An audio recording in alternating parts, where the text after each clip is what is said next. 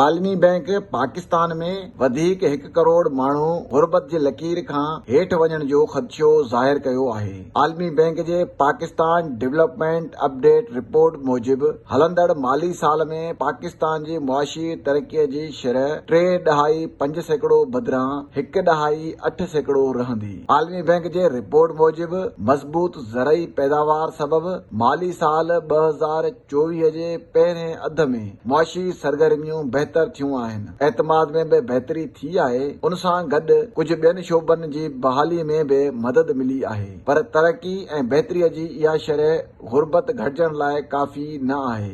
ॿिए तरफ़ अमरीकी रिसाले फोर्ब्स दुनिया जे खरबपति माण्हुनि जी लिस्ट जारी करे छॾी आहे। फ्रांस जे मशहूर कारोबारी शख्सियत बर्नार्ड आर्नल्ट लाॻीतो 3 साल में दुनिया जे अमीर तरीन शख्स जो एज़ाज़ पंहिंजे नाव करे वरितो। बर्नार्ड आर्नल्ट $226 अरब जे असासनि सां पहिरें नंबर ते आहे। स्पेस एक्स जो मालिक एलोन मस्क $195 अरब सां ॿिए नंबर ते आहे। अहिड़ी रीति एमेज़ॉन जो मालिक जेफ बेज़ोस $194 अरब जो मालिक आहे। फेसबुक जो बानी मार्क ज़करबर्ग $177 अरब सां चौथे नंबर ते आहे।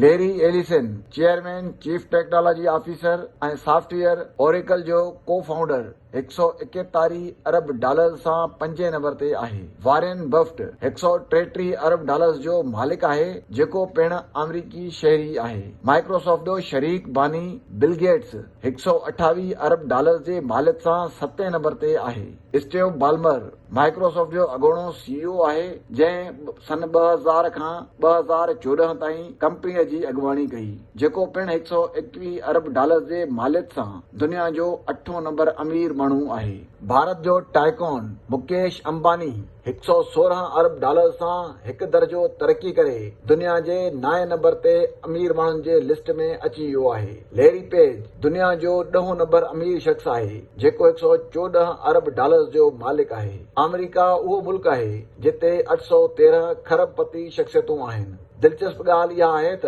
अमरीकी ॻाइणी टेलर सॉफ्ट बि हाणे बाज़ाब्ता तौर अरबपति शख्सियतनि में शामिल थी वई आहे। अंदाज़े मूजिबि हू $1.1 अरब जी मालिक आहे।